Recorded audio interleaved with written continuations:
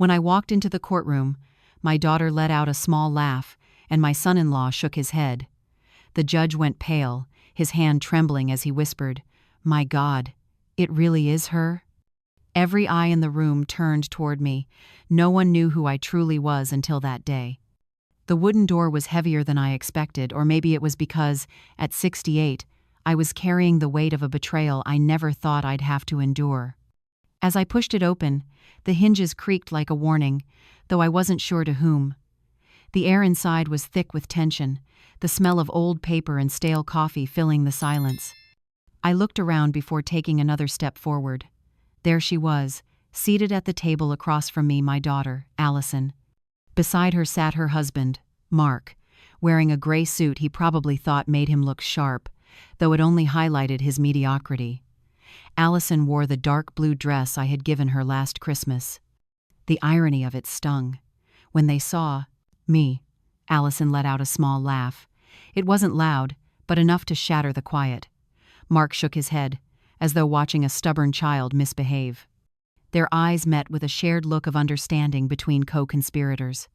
Maybe I was supposed to feel ashamed, that's what they wanted, I suppose, to see me walk in hunched, fragile, and defeated, fitting the image of an old woman no longer capable of caring for herself. But that didn't happen. I took another step. My flat shoes clicked against the cold floor with a surprisingly firm sound. Then, I noticed movement in the corner of the room. The presiding judge, a young woman named Patricia Moore, looked up from her files. But it wasn't her reaction that mattered, it was the man standing next to her. An older gentleman with silver hair, wearing a dark suit, his posture commanding respect. He wasn't supposed to be there. Retired judges don't usually attend small civil hearings, but Richard Coleman was clearly not there, by chance. When our eyes met, I saw the color drain from his face. The pen in his hand trembled. He murmured softly, but the silence made every word clear. "My God, it really is her." Like a row of dominoes, heads turned toward me. Allison and Mark's lawyer, a heavy-set man named Daniel Mark's cousin, frowned in confusion. The court clerk froze mid-typing. Even the security officer by the door gave me a curious look. I didn't speak. I simply walked to my seat across from my daughter. The weight of every stare pressed down on my shoulders, but beneath it all, I felt something else power, because they had no idea. "Mrs. Kimberly Davis," the clerk announced, my name echoing through the courtroom with the cold weight of legal formality. Richard was still staring at me, disbelief in his eyes. I glanced at Allison. She was biting her nails, a habit she got from me whenever she was nervous. Mark leaned closer, whispering something that was probably meant to calm her. I almost laughed, but couldn't. But to understand, we need to go back to where it began. Everything started 8 months ago, on the morning my husband, Robert, took his last breath, and my daughter revealed who she truly was. Robert died on a cold February morning. He had a heart attack while watering the orchids in our backyard.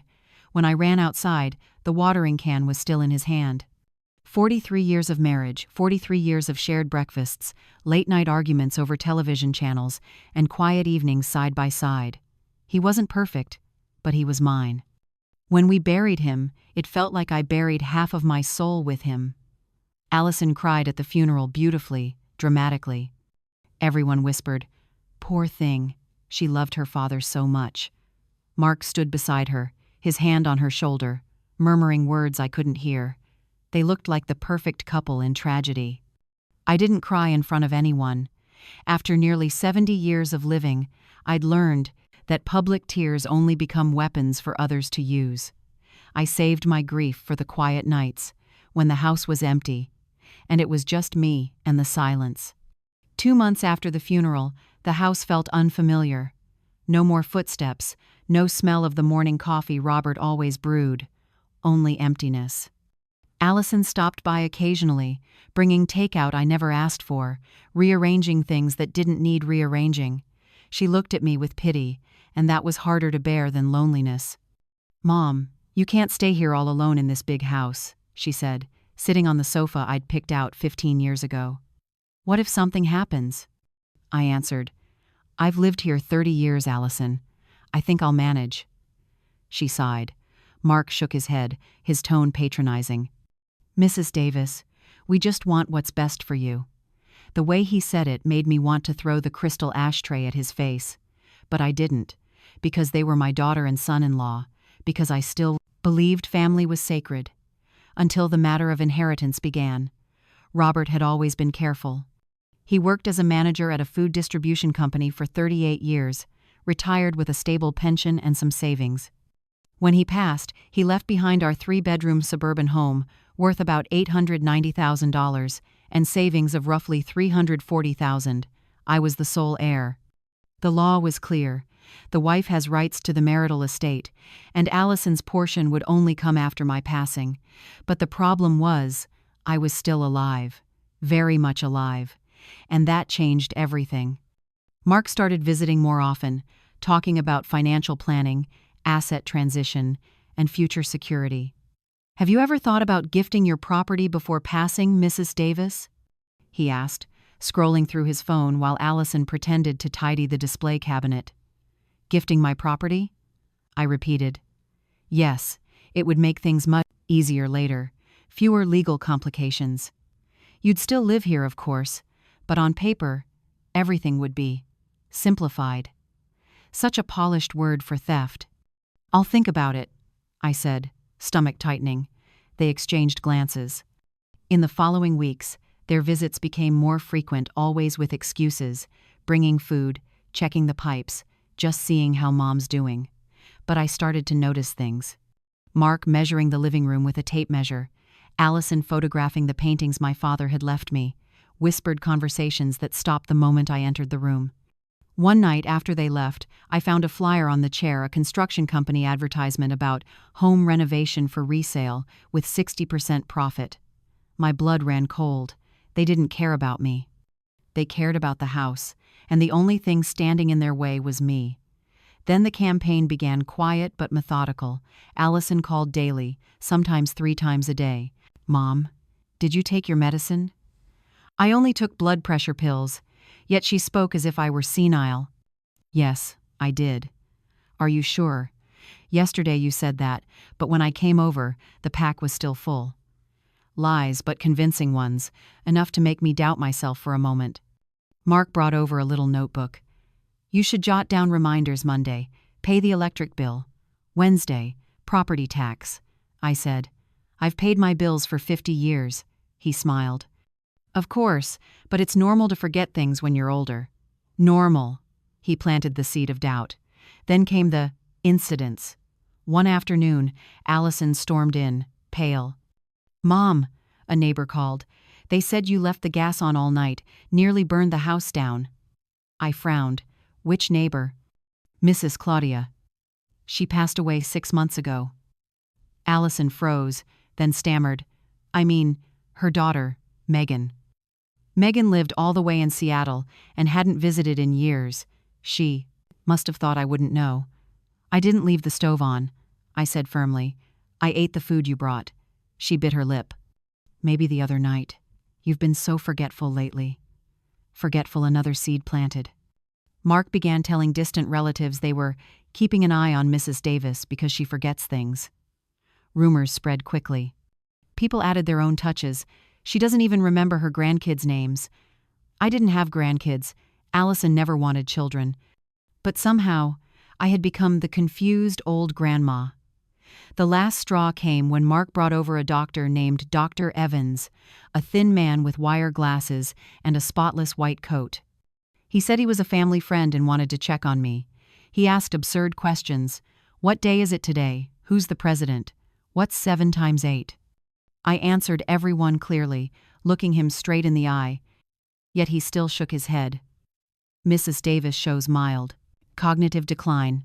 Nothing severe yet, but it should be monitored. I recommend appointing a guardian to protect her." That word again, protect.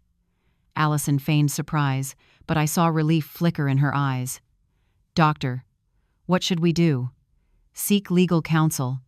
Perhaps request a court order for guardianship to prevent financial mismanagement." And that's how I ended up in court, dragged there by the daughter I raised my entire life. Declaration of incapacity. The word fell into the room like a bomb. When they left, I sat alone in Robert's armchair, the one where he used to watch football and complain about the referees. Betrayal burned inside me, but I didn't cry, because something in me had awakened, something old, sharp, and silent for far too long. I picked up the phone Mark thought I barely knew how to use, opened the voice recorder, and began documenting everything, every lie, every scheme. If they thought I was weak, naive, and easy to fool, they were about to learn the price of underestimating a woman who had survived things they couldn't even imagine. It had all started with an envelope. It arrived on a Thursday morning. Brown paper, court seal, my name printed in cold letters. I recognized it immediately. Anyone who's ever worked in the legal system knows that paper, a summons. My hands trembled as I tore it open, not from fear, but from fury. The complaint read, Plaintiff, Allison Carter. Defendant, Kimberly Davis. Subject, Petition for Declaration of Incapacity and Guardianship. I read every line 3 times. Each word was another blade. Attached was a 17-page petition filled with polished lies written in legal jargon. Their attorney, Daniel Carter, Mark's cousin, had done his job well. He described a woman I didn't recognize. The defendant frequently forgets, shows temporal disorientation, difficulty managing finances, and erratic behavior. Erratic behavior? I woke up at 6 every morning, made coffee, watered my plants, read the newspaper, paid my bills online without anyone's help. They attached 3 medical reports, one signed by Dr. Evans, who had examined me, and 2 others from doctors I'd never met, probably bought signatures. There were also witness statements, neighbors claiming they saw me wandering aimlessly, a pharmacy clerk saying I bought the same medication twice in one day. All fabricated, meticulously planned. At the end of the petition came the demand: removal of my financial authority, appointment of Allison as guardian, transfer of all asset, control the house, savings, everything. I sat on the sofa, clutching the papers. The clock read 3 p.m. The house was silent, but a storm raged inside me. Half an hour later, Allison arrived. She still had a key. I had given it to her years ago, back when I believed she was on my side. She entered with a face full of fake concern. "Mom, I need to talk to you." I looked up, held the envelope. "About this?" She swallowed hard. Mark appeared behind her, as always. "Mom, please, let us explain." "Explain?" I cut her off coldly. Allison sat on the edge of the couch, every movement rehearsed. "We just want to protect you. This house is too big. You're alone, and it's dangerous. As for the money, you could be taken advantage of." I repeated slowly. "Taken advantage of? Like what you're doing to me right now?" Her face hardened. "It's not taking advantage, it's care. Care would be asking me if I needed help, not filing a court petition. You went straight to a judge without even talking to me." Mark stepped in with that falsely calm tone of his. "Mrs. Davis, you're misunderstanding. This is just a legal formality. You'll still live here. We'll simply manage the finances and make sure everything stays in order." "In order for whom? For you two?" I asked. He crossed his arms. "The house is still under your and Robert's names. With guardianship, we can finalize the inheritance faster, sell if necessary, and invest better." "Sell?" I repeated, each word heavy. "You plan to sell my house?" Allison tried to grab my hand, but I pulled it away. "Not now, Mom, but maybe in the future so you can have a smaller, easier place to care for. The rest of the money will keep growing." "Growing for them," I thought. Mark sighed, clearly losing patience. "You're overreacting. Either way, everything you have will end up being ours. We're just shortening the process to avoid unnecessary trouble." Family. That word had lost all meaning. I looked at my daughter, searching her eyes for the little girl I once held in my arms, taught to read, and protected from bullies. But there was nothing left. "Just sign it, Mom," Allison said coldly. "It's better for everyone. The lawyer said if you agree, this will all be quick and painless." Painless? As if stripping away my dignity and freedom were a minor procedure. "I'm not signing anything," Mark smirked. "Then we'll do it the hard way. The court will assign an expert evaluation, and the result will be the same. You'll just waste more money on lawyers." They stood up. Allison tried one last time. "Mom, please think of us. Do it for your own good." Then they left. I locked the door, opened the voice recorder app. Everything was there, every word, every unguarded truth. I smiled bitterly. They thought they'd set the perfect trap, but they didn't realize the prey knew how to hunt. That night, I couldn't sleep. I sat at the desk in my room, the one Robert had given me for my birthday 20 years ago. The dark wooden surface was speckled with old coffee and ink stains, silent witnesses of countless long nights. I opened the bottom drawer, the one I always kept locked. Inside, among old papers and faded photos, lay my past, wrapped in a brown leather folder. I placed my hand on it, feeling the faint embossed letters. Kimberly Davis, State Bar of California, #34719. I hadn't opened it in decades. Inside was my attorney license. The photo showed a young woman with sharp eyes and neatly styled hair. I was 24 when it was taken, freshly licensed and ranked third in my class. Beneath the card were newspaper clippings my mother had carefully saved. Young attorney wins major case against real estate corporation. Kimberly Davis, the new hope of criminal law. Female attorney defies bias and triumphs in packed courtroom. I smiled sadly. That woman seemed gone, but she was still here, buried under wrinkles and silver hair. I had once been very good at what I did. In the 1980s, being a female lawyer was like swimming upstream in a storm. Male colleagues treated me like a secretary. Judges ignored my arguments until I raised my voice. Clients doubted me until I won their first case, and I did win many times. I defended businessmen, housewives wrongly accused, factory workers mistreated by their employers. Each victory led to bigger, tougher cases. It was during one of those cases that I met Richard Coleman. In 1983, I was 26, and he was 29, a young, principled, hard-headed prosecutor. The case involved a business owner charged with tax evasion. The sum back then was a fortune. For 6 months, the courtroom became a battlefield. In the end, I won not because my client was innocent, but because Richard had made a procedural error. I noticed it and used it. After the trial, he came to shake my hand. "Attorney Davis, it's an honor to have faced you, even if I lost." I replied, "The honor is mine, Mr. Coleman." He smiled. "You'll go far. You'll be one of the greats." And for a while I was. I married at 30. Robert was an accountant, calm, steady, the opposite of the chaos of the courtroom. He gave me peace. 3 years later, I became pregnant with Allison. It was a difficult pregnancy, and I had to take a break from work. Robert said, "You don't have to prove anything anymore. Stay home, take care of the baby. We'll figure it out later." I listened. After she was born, motherhood consumed me, sleepless nights, diapers, crying. Time blurred. Maternity leave turned into a permanent pause. 2 years later, when I was ready to return, my career had passed me by. Clients had moved on. Connections faded. Robert always said, "Allison needs you more. We're not hurting for money." And so, 15 years slipped away. By the time Allison became a teenager, I was in my 40s, and my legal career was dead. I still paid my bar dues each year out of habit, maybe guilt, but I never stepped into a courtroom again until now. I closed the folder, picked up my phone, and searched for Walter Drummond, an attorney in Los Angeles. He had been a college friend, one of the few who ever truly respected me. I called. He answered after 3 rings.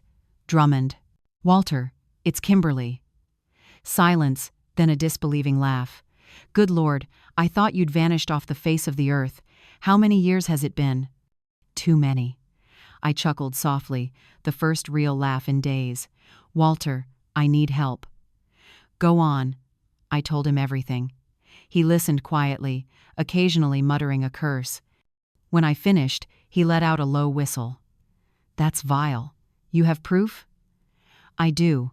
Recordings, documents, everything." "I always knew you were my best student," he said, laughing. "Come to my office tomorrow morning. We're going to make them regret this." I hung up, looking again at my license. The woman in that photo was still alive and hungry for justice. Allison's birthday was coming up, her 38th. She was hosting a party at her new apartment, sleek and modern, all white and cold, the kind of place Mark called sophisticated.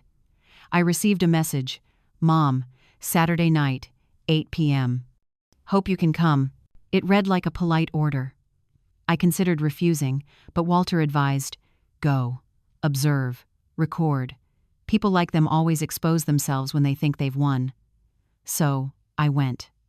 At exactly 8 p.m., I rang the bell. Inside, laughter, soft music, clinking glasses. Allison opened the door, wearing a tight red dress, perfectly made up, her smile artificial. "Mom, I'm so happy you made it." She gave me a brief hug. The expensive perfume that lingered was probably bought with money Mark hadn't earned. The living room was crowded, some distant relatives, their friends, Mark's co-workers. No one truly cared I was there. "Everyone, my mom's here," Allison announced. A few nodded. Most didn't even look. I sat near the window, purse on my lap, the phone inside already recording. Dinner began, expensive food, imported wine, empty chatter about investments, travel, and cars. I barely ate. When dessert came, Mark stood, holding his glass, tapping it gently. "Everyone, may I have your attention?" Glasses lifted. I gripped mine tightly, sensing trouble. "Tonight, we celebrate my wonderful wife's birthday," he said, pulling Allison close. "But I also want to share something important." My heart tightened. Recently, Allison's mother has needed special care. She's been a bit forgetful. He chuckled, but no one joined in. "So we've decided to take over her home, her finances, so she can live comfortably, without worries." All eyes turned to me, some pitying, some curious. Allison added dramatically, "It's hard, you know, to watch your own mother like this, weak and confused. But we must be strong and do what's right." She came closer, placing a hand on my shoulder, a gesture that seemed gentle but reeked of possession. "Don't worry, Mom. We'll take care of everything for you, your house, your money, everything. You don't have to worry about a thing." I could feel her nails pressing into my skin. The air around the table was thick with discomfort. The only relative with a hint of conscience, my cousin Beatrice, turned away. Mark raised his glass, his voice dripping with insincerity. "So, here's to family, health, and new beginnings." "To health," everyone echoed mechanically. I didn't drink. Slowly, I stood and picked up my purse. "Where are you going, Mom?" Allison asked, pretending to be surprised. "Home. But the cake, I'm not hungry." I walked toward the door. No one stopped me. In fact, I saw relief in their eyes, the troublesome old woman finally leaving the table. As my hand touched the doorknob, I heard Mark's voice near the kitchen, just loud enough for me to catch. "In 2 months, that house will be ours, that old witch. But hey, inheritance money doesn't fall from the sky." His laugh echoed, followed by another man's, and then Allison's. "At least she's cooperating," she said. "Otherwise, this would be a nightmare." My hand froze on the knob. "Troublesome." She called me troublesome. I took a deep breath, didn't turn around, didn't speak. I opened the door and walked out. In the elevator, it was just me and the truth. Tears came, not from sadness, but from rage and resolve.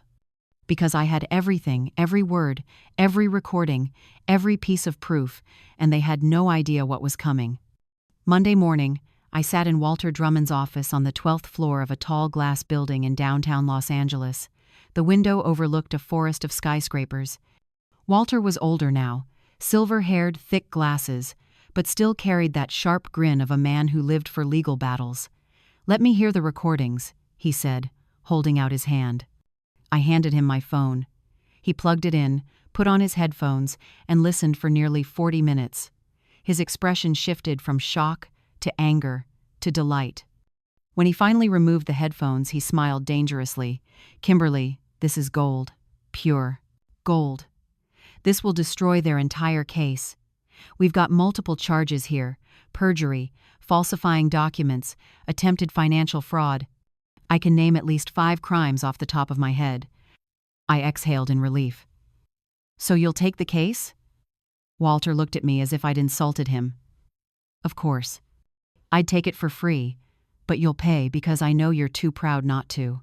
For the first time in weeks, I laughed sincerely. How much? $20,000 up front.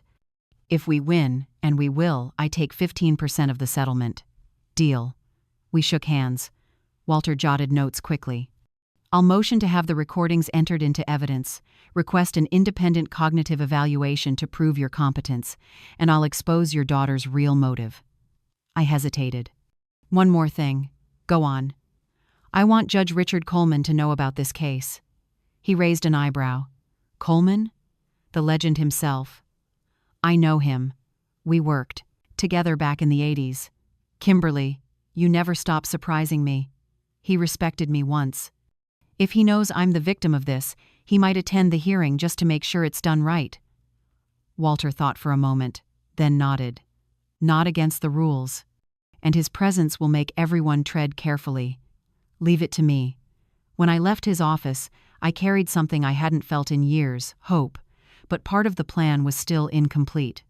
That afternoon, I took a cab to a quiet suburban neighborhood, following an address scribbled on an old slip of paper. I rang the doorbell. A silver-haired woman opened the door, her face kind and warm. Mrs. Irene? She looked puzzled. I'm Kimberly Davis. Years ago, I was an attorney. I represented your husband in 1987, the workplace injury case. Her eyes widened. My God. Alfred. Yes. He won full compensation and was able to retire peacefully. She placed a hand on her chest, emotional. Oh dear, Attorney Kimberly, please come in. We sat in her small living room. She poured coffee and told me about Alfred, who had passed away 3 years earlier. I told her my story. When I finished, her eyes filled with tears. That's awful. Your own daughter? I nodded. I know this is sudden, but I need witnesses, people who can confirm I'm fully competent. She didn't hesitate. I'll testify. You helped my family. Now it's my turn to help you. Over the week, I met with 3 more former clients, all agreed to stand by me. Walter also arranged a full round of medical tests, neurological, psychiatric, and geriatric. The results were identical, perfectly normal cognitive function, no sign of decline. On Friday, Walter called. It's done. Coleman will attend the hearing as an official observer, but everyone will know who he is. The presiding judge will be nervous, and their lawyer will sweat bullets. Perfect. Kimberly, are you sure you want to go through with this? Your daughter will be exposed publicly. I closed my eyes, remembering Allison's laughter at the party, Mark calling me troublesome, their lies, their schemes. I'm sure. Then be ready. Once you walk into that courtroom, there's no turning back. I hung up and looked at myself in the hallway mirror. The woman staring back had wrinkles and silver hair, but her eyes still burned with the same fire that once commanded a courtroom. The lawyer in me was back, and she was ready for battle. The morning of the hearing, the sky was gray, as if the heavens knew something important was about to happen. I dressed carefully, black slacks, white blouse, low heels, simple, modest. I wanted them to think I was just a frail old woman. The truth would come later. Walter picked me up at 9 a.m. On the drive, he reviewed the strategy. Let them speak first. The more confident, the better. When it's your turn, stay calm, precise, sharp as a blade. Like the old days. I remember. We arrived at the courthouse just before 10 a.m. The hallway was crowded. The sound of rustling papers and the smell of old coffee brought back memories of another lifetime. Allison and Mark had already arrived. She was wearing the blue dress I once gave her, and he was in his usual gray suit, pretending it was expensive. Their lawyer, Daniel, was laughing into his phone. The moment they saw me walking in with Walter, their smiles vanished. "Mom, who's this?" Allison asked. "My attorney," I said. Mark frowned. "You hired a lawyer? For what?" "This is just a family matter," Walter answered for me, his tone steady and firm. Attorney Walter Drummond, California Bar Association number 18432. And this stopped being a family matter the moment you filed a lawsuit. Daniel walked over, trying to sound casual. "Drummond?" Downtown Los Angeles office? This kind of small case doesn't need heavy artillery. Walter smiled faintly. I think it does. We entered the courtroom when our names were called. The room was small, just a long table, a few chairs, and a noisy air conditioner. But next to the judge's bench sat an extra chair, and in it, Richard Coleman. His hair was white now, his suit dark, his posture still as straight as ever. When I walked in, our eyes met. He recognized me instantly, his expression changing. His hand trembled slightly as he murmured, his voice hoarse but clear, "My God, it really is her." Every head turned toward me. Allison looked confused. Mark whispered something under his breath, and Daniel flipped through his file in panic. Judge Patricia Moore, a woman in her 30s, entered. Case number 41728, petition for declaration of incapacity. Please be seated. We sat, Walter and I on one side, Allison, Mark, and Daniel on the other. Judge Moore noticed Richard and hesitated slightly. Judge Coleman, it's an honor to have you here. He nodded, but his gaze stayed on me. Let's begin. Attorney Daniel, you may proceed. He stood confidently, too confidently. Your Honor, this case is simple. The respondent, Kimberly Davis, age 68, a widow, is showing cognitive decline, forgetfulness, disorientation, and difficulty managing her assets. The family merely wishes to protect her and ensure her affairs are handled responsibly until she passes. Walter interrupted immediately. That's a generous way of describing it, Daniel flushed. You're twisting my words. No, Walter said calmly. I'm stating them plainly. The judge banged her gavel. Order. Continue. Daniel went on for 10 minutes, presenting falsified reports, coached witnesses, and a carefully staged narrative. Allison shed tears at just the right moments, and Mark held her hand, pretending to comfort her. When Daniel finally sat down, self-satisfaction spread across his face. The judge turned to me. Mrs. Davis, would you like to speak? I stood up. Walter placed a reassuring hand on my arm. I took a deep breath. When I spoke, my voice wasn't the tremor of a frightened old woman. It was steady, the voice of an attorney who had never lost her composure. Your Honor, my full name is Kimberly Davis. I am a licensed attorney, California State Bar number 34719, admitted since 1979. I practiced law for 15 years in both civil and criminal litigation. I have won cases against major corporations and defended hundreds of clients.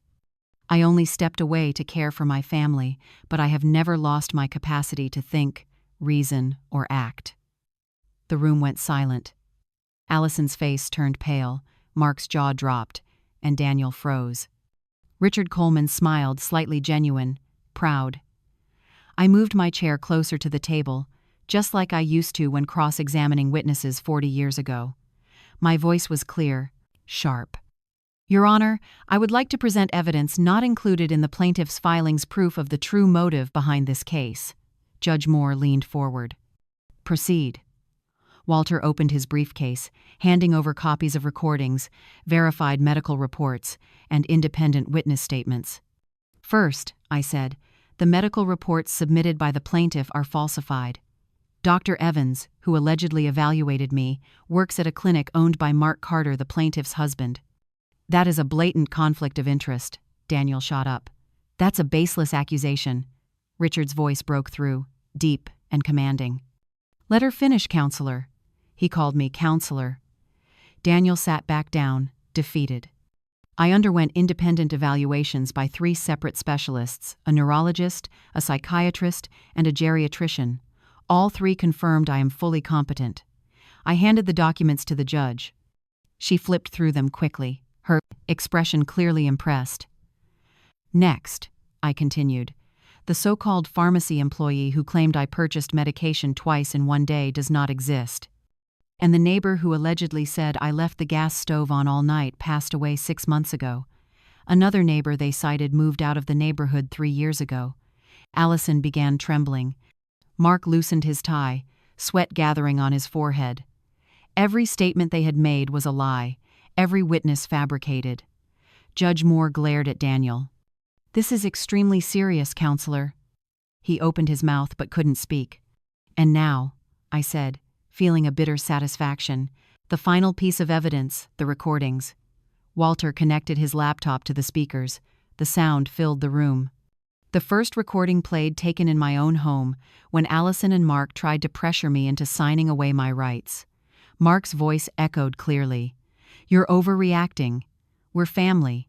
Everything you own will be ours eventually. We're just trying to make things easier." Allison shut her eyes, her face burning red. But I wasn't done. The second recording began, the one from the birthday dinner. Mark's voice again, dripping with disdain. "In 2 months, that house will be ours, that old woman. But hey, inheritance money doesn't fall from the sky." Then came Allison's laugh. "At least she's cooperating. Otherwise, it'd be hell." The silence that followed froze the room. Judge Moore's face went pale. Richard Coleman shook his head, disgusted. Even the court clerk had stopped typing, staring in disbelief. Allison sobbed, and Mark's face turned scarlet as he stared at the floor. "That old woman," I repeated slowly, letting the words hang in the air. "That's what my son-in-law called me, and my daughter laughed along. She agreed." I turned to Allison. Our eyes met. "I gave birth to you. I gave up my career to raise you. I stayed up all night when you were sick. I sold my mother's jewelry to pay your tuition. And now, you call me a burden?" Allison tried to speak but broke down in tears. I turned back to the judge. "Your Honor, this case is not about my mental capacity. It's about greed, 2 people too impatient to wait for their inheritance, so they fabricated a lawsuit to steal from me while I'm still alive." Judge Moore flipped through the files, her expression growing increasingly stern. "Do you have any further evidence?" "Yes. I have 4 sworn statements from former clients, people I represented decades ago, attesting to my full competence. I also have bank statements proving I manage my finances responsibly." I placed my attorney ID card on the table. "This license has existed for 46 years and is still active. I've paid my bar dues every single year. I never stopped being a lawyer, I only paused my career." I looked toward Richard, the woman who once stood against powerful corporations, who faced down prejudice in a courtroom full of men, who battled brilliant prosecutors like Mr. Coleman here. That woman never disappeared. Richard smiled genuinely. "She was just asleep," I said softly. "And now she's awake." Judge Moore set the file down and banged her gavel. "We'll take a 15-minute recess. When we return, I expect an explanation from the plaintiff. And, Counselor Daniel, I suggest you review your ethical guidelines. You're in serious trouble." She left the bench, with Richard following behind. Before he stepped out, he gave me a small, respectful nod. Only we remained in the room. Allison stumbled forward, tears in her eyes. "Mom," I raised a hand. "Not now." Mark tried to keep his composure. "You'll regret this. We're family." I looked straight at him, my tone like ice. Family doesn't scheme. Family doesn't lie. Family doesn't call their mother-in-law a burden. His face went pale. Walter and I left the room. In the hallway, I leaned against the wall, my heart racing not from fear, but from adrenaline. "You were brilliant," Walter said proudly. "It's not over yet," I replied. "Oh, it's over for them," he said. I smiled, exhausted. "Now comes the part they'll hate most." "What part?" "Justice." When we returned to the courtroom, everything had changed. Allison's eyes were swollen, Mark was biting his nails, Daniel was frantically flipping through papers. Judge Moore entered, her face expressionless, the look of someone who had already decided. Richard resumed his seat, posture as dignified as ever. "Resuming the hearing," the judge said firmly. "Counselor Daniel, does the plaintiff wish to make a statement?" He stood, clearly panicked. "Your Honor, there's been some misunderstanding. My clients acted only out of genuine concern for Mrs. Davis's well-being." "A misunderstanding," Richard cut in sharply. "I've heard the recordings. I've seen the falsified reports. This isn't a misunderstanding, it's a crime." Daniel swallowed hard. Judge Moore struck her gavel. "Let me be clear. Based on the evidence provided by the defense, this court finds the petition was filed with malicious intent, relying on false testimony to seize property." Therefore, I dismiss the petition for incapacity and guardianship in its entirety," Allison gasped. "Furthermore," the judge continued, "I am referring this case for criminal investigation on charges of perjury, document falsification, and attempted fraud. The file will be sent to the district attorney." Mark leapt up, panicked. "Your Honor, please, this will ruin us. Sit down." Her voice was cold steel. He obeyed instantly. "As for Counselor Daniel Carter," she said, "the court requests the State Bar conduct a full review of his ethics violations. Building a case on falsified medical evidence is a grave offense." Daniel's face turned ashen. Court adjourned. The final bang of the gavel echoed like a gunshot. Walter gripped my hand, eyes shining. Richard approached and extended his hand. "Attorney Davis, it's an honor to witness this. You haven't lost your light." I took his hand, my throat tight. "Thank you, Richard, for everything." He smiled and left, leaving behind an air of deep respect. Allison started to approach, but Walter blocked her. "If you have anything to say it to your lawyer." We left the courthouse that afternoon under a gentle sun. The sky was clear, as if even nature acknowledged the victory. But I knew this wasn't the end. In the weeks that followed, justice took its course. The district attorney's office opened a formal investigation. Dr. Evans confessed he had signed the report without ever examining me. Mark had paid him $5,000.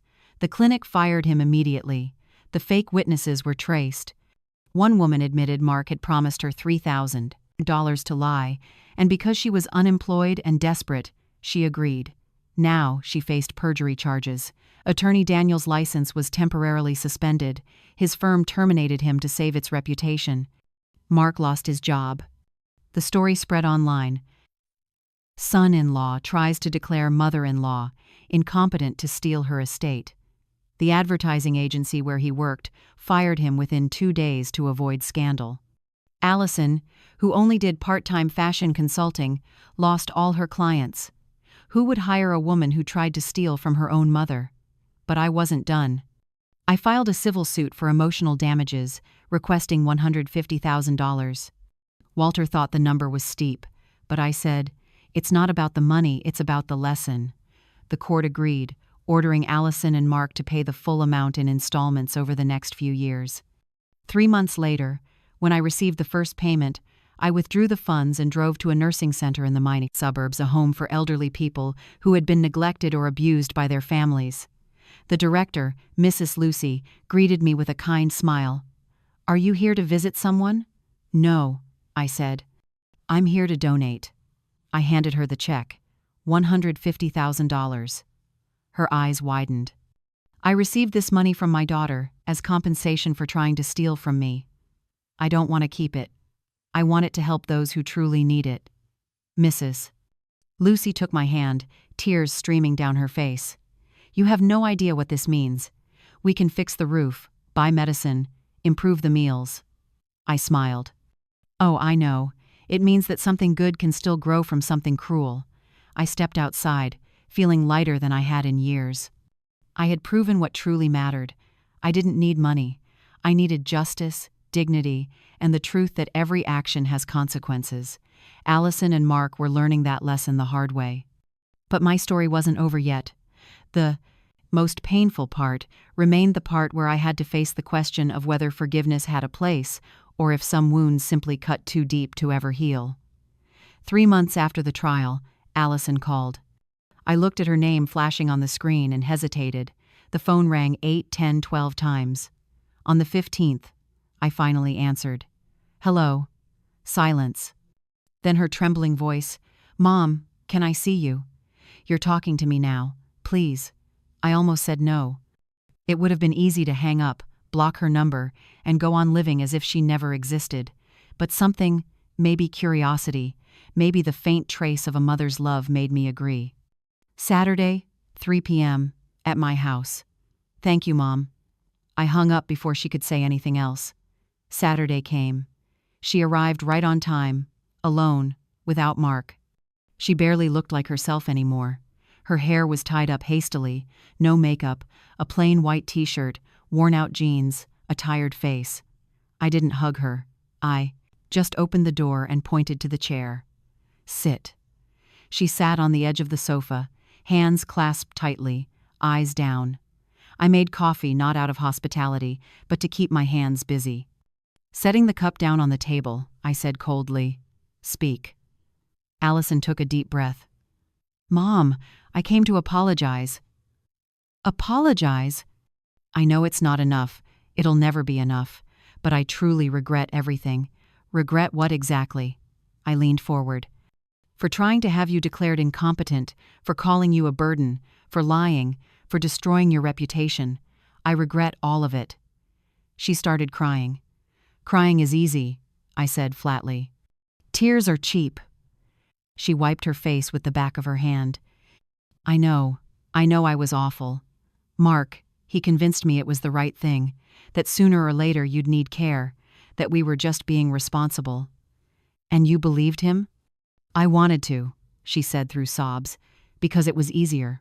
We were drowning in debt, mortgage overdue, credit cards maxed out. When Dad died, I looked at your house, your money, and thought it was a way out. A way out by stealing from me." She nodded, crying harder. At least this time, she wasn't lying. "Where's Mark now?" I asked. She hesitated. "We're divorced. Last month he filed, said I ruined his life, that because of me he lost his job, his reputation, everything. As if I did it all alone." I looked straight at her. "But you did, and you know it. You both did it together. I know that. And now that he's gone, you come back here. What do you want, Allison? Money? Shelter? Easy forgiveness?" She shook her head, tears streaming down her cheeks. "No, Mom, I don't want anything. I just wanted to tell you that you were right. About him, about me. About what we were users, selfish, awful people." I stood up and walked to the window, looking out at the garden where Robert once tended his orchids. "Do you know what hurt me most, Allison?" I asked without turning around. "It wasn't the money, or even the house. It was the lack of respect. It was when you looked at me as an obstacle. When you laughed as Mark called me a burden. That's when I realized you never really saw me as your mother." I turned, my voice steady. "I was just the woman who raised you until you no longer needed me. Wasn't I?" She lowered her head and broke down, her whole body shaking. A part of me wanted to hold her, that old motherly instinct still flickering somewhere deep inside. But reason, the part of me that survived the betrayal, kept me standing firm. "Get up," I said. She obeyed, wiping her tears. "You want forgiveness?" She whispered. "I don't deserve it." "No, you don't," I replied. "But I'll give you something worth more than easy forgiveness." She looked up, confused. "I'll give you a chance, just one, to prove you're no longer the woman who sold her. Self-respect for money. Find a job, any job. Support yourself. Learn the value of what you have. When you've paid the first part of the compensation with your own hands, without anyone's help, come back. Then we'll talk." Allison whispered. "I already found a job as a receptionist at a dental clinic. The pay's barely enough to cover my bills." "Good," I said. "That means you've started. But it'll take years to pay it all." "Exactly," I said, "because forgiveness doesn't happen overnight. Trust can't be rebuilt with a single conversation. You broke everything we had. If you want it back, rebuild it one piece at a time." She nodded, swallowing her tears. "And one more thing," I added. "Don't come every week. Don't call crying. Live your life. Stand on your own. When you truly understand the consequences of what you did, then come find me." "So, you'll never forgive me?" she asked softly. I looked at her for a long line. "Time. Forgiveness isn't forgetting, Allison, and I will never forget. But maybe, someday, I'll look at you, and it won't hurt anymore. Maybe." She nodded and walked slowly to the door. Before leaving, she turned back. "Mom, I really am sorry," I whispered. "So am I." The door closed. I leaned against it and cried. For the first time in months, I truly cried, not from weakness, but from acceptance. Acceptance that some things, once broken, can never be fixed. 2 years have passed since that day in court. 2 years that completely changed my life. Now I'm sitting in a small cafe in Boston, watching people stroll down Newbury Street. The afternoon sunlight spills across the patio table, mixing with the scent of fresh pastries and rich coffee. I've traveled to New York, Seattle, San Francisco, Miami, the places Robert once promised to take me but never did, not because he didn't want to, but because life swept us along and I let it. But now, things are different. I sold half my house, split it into 2 units. I live in one and rent the other to a young family. The rent gives me the freedom to travel and afford the trips I'd always dreamed of. Part goes toward fixing the house. The rest I donate to places that need it. One day, Mrs. Lucy from the nursing center called and invited me to speak to a group of elderly residents who'd been mistreated by their families. I refused at first. "I'm not a speaker," I said. She only smiled. "You're a survivor, and that's worth more than any degree," I agreed, heart pounding. When I faced those lined faces, those eyes carrying the same pain as mine, the words came easily. I told my story, honestly and completely. When I finished, one elderly woman asked, "Where did you find the courage to fight back?" I thought for a moment, then said, "It wasn't courage, it was anger. The anger of realizing that my worth didn't depend on the people who betrayed me." The room erupted in applause. Some hugged me, some cried. After that day, more invitations followed from senior advocacy groups, human rights organizations, even a university wanting me to speak about the legal rights of the elderly. I realized my story wasn't just mine. It was the story of thousands who'd been made invisible, dismissed as useless simply because they'd grown old. I became a voice for those who'd lost their own. Allison kept her word. She worked, struggled, and paid every cent of her debt. It took almost 2 years, but she finished. 6 months ago, she called me.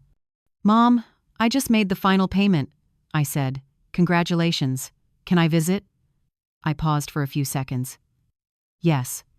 When she arrived, I saw that she wasn't the same woman anymore. Thinner, her hands rough from work, but her eyes steadier. She'd been promoted to administrative assistant at the clinic. We sat over coffee, talking not about the past but the present. She said she was in therapy, learning to take responsibility and to forgive herself. I haven't fully forgiven her. I don't know if I ever will. But I've left the door slightly open because forgiveness doesn't happen all at once. It's a slow, painful journey. I stood, paid for my coffee, and stepped onto the street.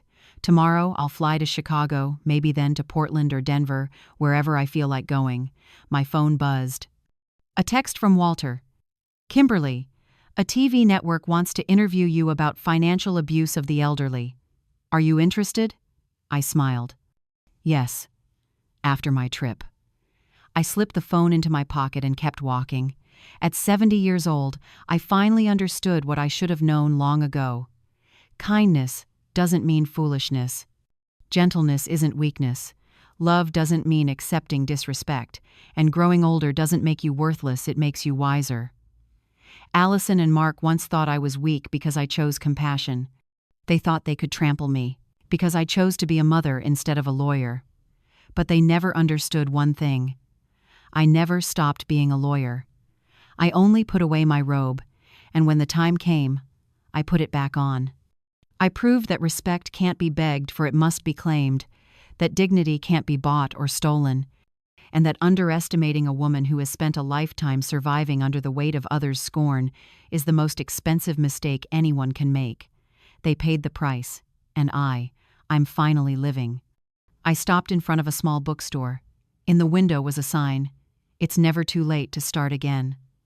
I walked in and bought 3 books, not because I needed them, but because I wanted to, because I could. Because I was free, and because I'd learned that the most beautiful revenge isn't destroying those who hurt you, it's living happily despite them. Family isn't always where you're born, it's where people truly wish you peace. Forgiveness doesn't mean forgetting, it means refusing to let pain define your life. And sometimes, love needs boundaries, so others learn that kindness isn't something to be exploited. I believe everyone has an Allison in their life, a relationship that teaches us how to trust again, how to let go, and how to rise. What about you? Have you ever had to learn a lesson like mine? Share your thoughts in the comments because maybe your story will reach someone who needs to hear it. And if you'd like to keep walking with me through stories of family, love, and resilience, stay with this channel. Together, we'll listen, understand, and grow from stories that may seem to belong to others, but in truth, are much closer to our own.